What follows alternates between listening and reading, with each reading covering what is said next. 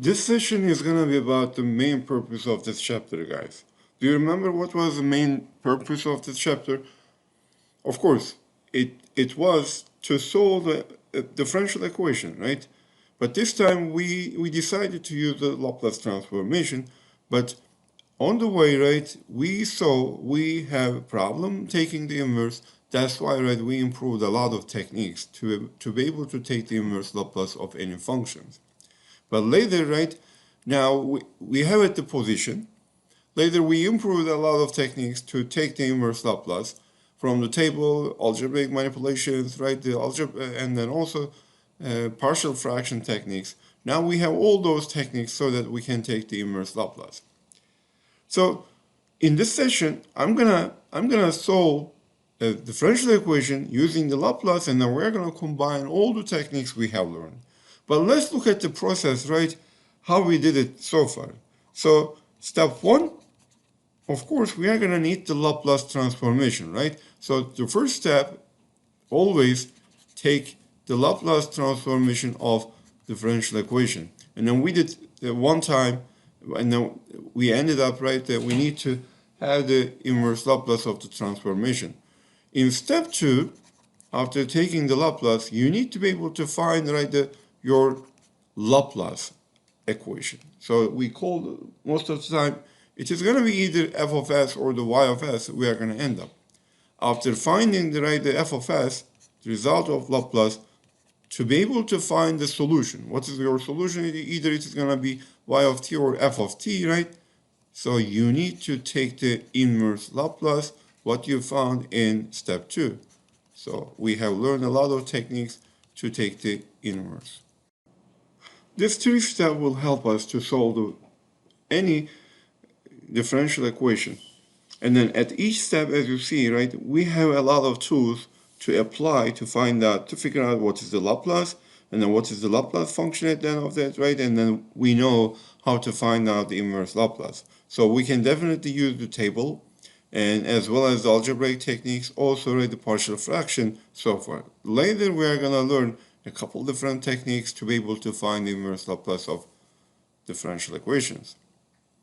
So now, let's look at an example. This is going to be the first example. We're going to apply all the techniques we have learned and solve the differential equation. As you know, right, I'm going to need the initial value, since when you apply the Laplace transformation, you need them. Look at this example. Of course, you know you can use all other techniques before the Laplace to solve this differential equation.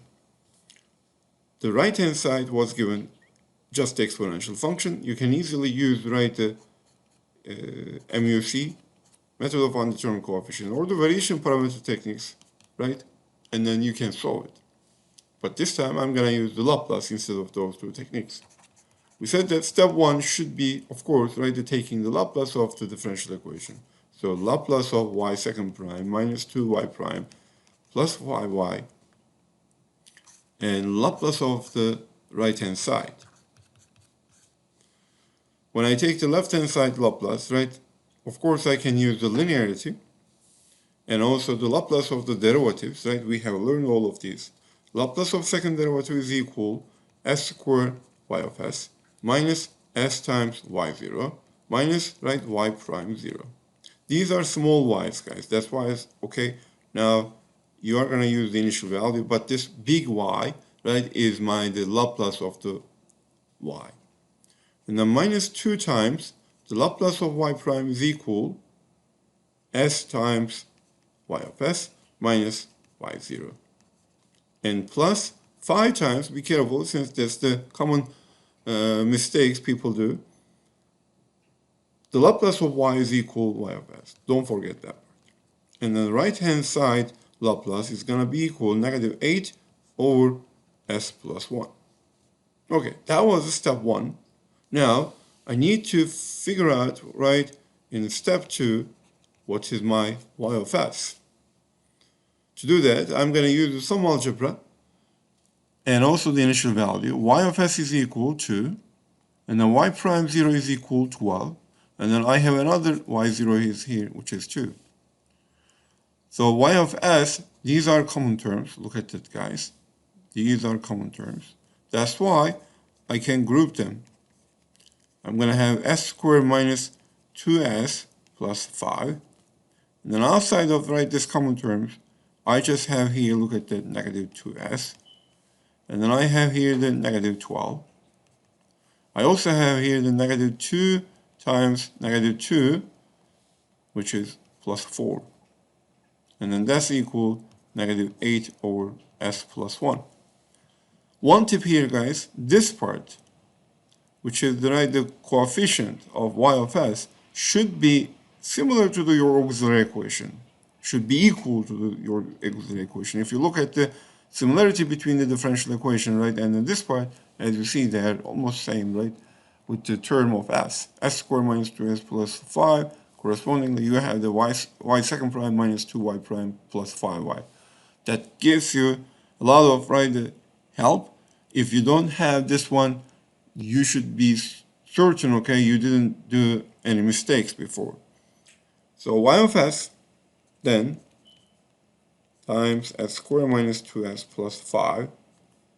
And then I can move all these terms to the other side. Negative 8 over s plus 1 and plus 2s plus 8. Let's go ahead. And then now, still I have this part y of s squared minus 2s plus 5. As you see, I just do the arithmetic or the algebra to be able to find what my y of s is. So there is nothing related with the table or some other things. It is just, okay, arithmetic and algebra, guys. So negative 8. What I should do, look at it, I'm gonna make the denominator same at this step. Okay, let's multiply this one. Negative 8 over s plus 1 plus 2s plus 8 over s plus 1 over s plus 1. Okay. On the top, I'm gonna have 2s squared plus 10s plus 8. And then here I have the negative 8. And still I have s plus 1 here. Left hand side still, right? Same, s squared minus 2s plus 5. And then look at that. 8 will cancel each other. And then at the end of the day, my y of s is going to be equal to s squared plus 10s, right, over s squared minus 2s plus 5 and s plus 1. Great, right? That's the end of second step. If you look at the third step, step 3, what I should do, I should take the inverse of what I found in step 2, y of s, so which is equal inverse of 2s squared plus 10s over s squared plus 2s plus 5 s plus 1.